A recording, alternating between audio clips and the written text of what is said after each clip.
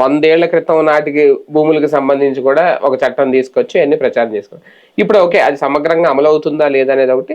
22A విషయంలో కూడా ఎంత గందరగోళం నడుస్తుందో తెలుసు. అంటే ఇవి కరెంట్ ఇష్యూస్ కదా, దీని గురించి అసలు ప్రతిపక్షమే కదా మాట్లాడాలి. ఎందుకు వాటి మీద సైలెంట్ గా ఉంటున్నారు? అసలు ఆయనకి తెలుసో తెలియదు అని నా డౌట్. అవునా? ఆయన టీంకి ఏం తెలియదు అనుకుంటుంది. ఇప్పుడు నాకు మొన్న నేను 22A అనుకుంది ఏంటంటే ఎప్పటో తరతరాల నుంచి వచ్చినటువంటి వాటిది కదా, దాని మీద గొడవే ఇదే జగన్ వచ్చి వాటిని విముక్తి చేద్దాం అనుకున్నాడు కదా, ఆ కాన్సెప్ట్ చుట్టూతోనే ఉన్నా నేను ఇన్నాళ్ళు. మొన్న ఈ 22A మీద డాక్టర్ బాబు ఆయన జనసేన బాజీ అని ఉన్నారు కదా, తర్వాత ఏబి వెంకటేశ్వర గారు, ఈ చక్రవర్తి గారు, వీళ్ళతో మాట్లాడాక నాకే ఆశ్చర్యం వేసింది. ఏబి గారితో మాట్లాడాక క్లారిటీ వచ్చింది. 2014 తర్వాత 2016లో చేసిన పెంటే ఇవాళ అసలు 22A సంక్షోభం అది కాదు. అంతకు ముందు నుంచి ఉన్న సంక్షోభాన్ని జగన్ కూడా అనుకుని ఉంటాడు.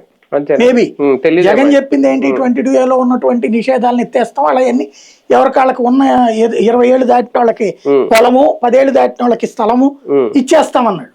ఇక అయిపోయేది. జగన్ ఉండుంటే కనుక 6 నెలల ముందు ఇచ్చాడు, ఆ చట్టం అమలు చేయలేదు.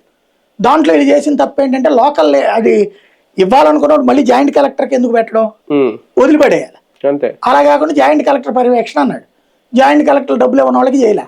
రాజకీయ నాయకులు జాయింట్ కలెక్టర్ల చేత ఆపిచ్చేశారు. వైసీపీ వాళ్ళే జగన్ తీసుకొచ్చిన చట్టాన్ని నాశనం చేశారు. ఆ స్ఫూర్తిని నాశనం చేసి 10% కూడా రిజిస్ట్రేషన్ జరగకుండా చేశారు. ఏది పర్మనెంట్ గా వచ్చేది.